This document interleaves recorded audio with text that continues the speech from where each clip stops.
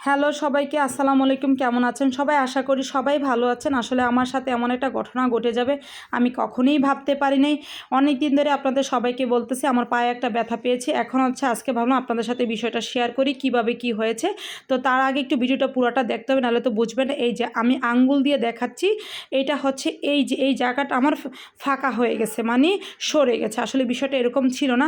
যাই হোক, দেশের যখন লকডাউন শাটডাউন ছিল তখন অফিস সব কিছু বন্ধ ছিল। আসলে আমি চুপচাপ করে বসে থাকার মতো মেয়ে না, আমি বসে থাকতেও পারি না। তো আমি আমার ভাবির সাথে স্কুটি শিখতে চলে গিয়েছিলাম। তার স্কুটি আমার অনেক দিনের একটা স্বপ্ন ছিল যে আমি স্কুটি যদি শিখতে পারি তাহলে আমি একটা স্কুটি কিনবো, যেহেতু অফিস করতে হয়, যেহেতু বেবিকে নিয়ে বেরোতে হয়, সারাদিনই বাইরেই ম্যাক্সিমাম সময় থাকা যায়। তো আমি তখন লকডাউন শাটডাউনে যখন ওই যে 19শে জুলাই এই সময় আমি আমার ভাবি যেখানে থাকে ওনার বাসাবো ছায়াবীতি, এইখানে আমি স্কুটি শিখতে গিয়েছিলাম রাতের বেলা। ভাবি আমার পিছনেই ছিল, কিন্তু ভাগ্যের কি বলে, ভাগ্যের যদি থাকে কিছু করার নেই, এরকম একটা বিষয় হয়ে গেছে। হঠাৎ করে আমার সাথে এরকম একটা দুর্ঘটনা হয়ে গেছে। বাট আমি 2 দিনে স্কুটি মোটামুটি ভালোই শিখে ফেলেছিলাম, জাস্ট একটু পাটা উঠাইতে পারতেছিলাম না, এই আর কি। তার মধ্যে হঠাৎ করে 2টা বেবি চলে আসছে। বেবি 2টাকে আমি কি করছি, বেবি 2টাকে আমার সামলাইতে গিয়ে আমি নিজেই ভাবির স্কুটি নিয়ে একটা বাসার গেটে দাম করে পড়ে গেছি।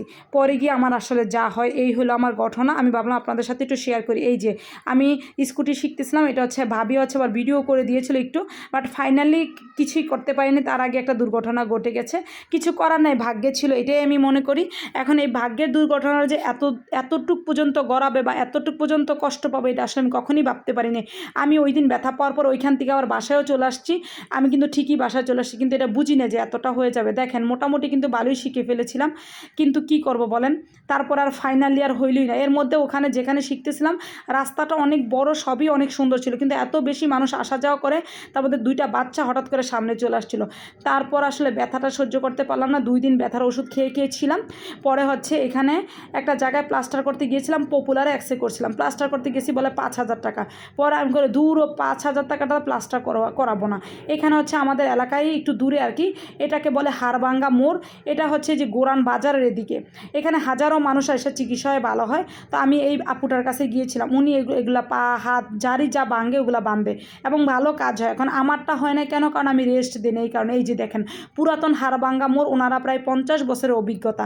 পরে উনি আমার পাটা দেখে সুন্দর করে বেঁধে দিল, কিন্তু উনি আমাকে শুধু একটাই কথাই বলছে, আপনি হাঁটতে পারবেন। এই কথাটাই আসলে ভুল ছিল।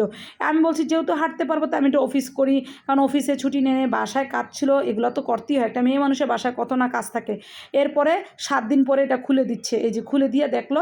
পরে আমি আবার গিয়েছি, আবার 7 দিন পরে বাইন্ধা দিছিল। মানে এটা খুবই কষ্টকর। আমার পাটা পুরো ফুলে গেছিলো, পাটা চুলকে অ্যালার্জি হয়ে গেছিলো, মানে প্লাস্টার বাঁধলে যা হয়।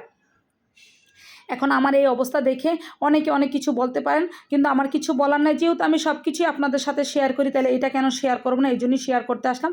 পরে আবার 7 দিনের জন্য বেঁধে দিয়েছিল, মানে টোটাল 14 দিন বেঁধেছিলাম, কিন্তু আসলে ফাইনালি এটা আর কাজ হয় না।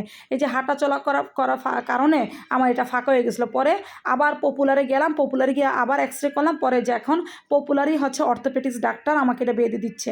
আমার হাজব্যান্ড একটু ভিডিও করেছিল, এই জন্য আপনাদের সাথে একটু বিষয়টা শেয়ার করতে পারলাম। এখন অনেকেই আমাকে নক করেছেন, অনেকেই মেসেঞ্জারে জিজ্ঞেস করছেন, আপু আপনার কী হয়েছে, অনেকেই এভাবে ফোন করেছেন। অনেক ধন্যবাদ সবাইকে এত ভালোবাসা পাওয়ার জন্য। কিন্তু 1 মাস বাসায় এভাবে বসে থাকতে হবে, এটাই খারাপ লাগতেছে। তারপরও সবাইকে অনেক ধন্যবাদ, এত সাপোর্ট, এত ভালো।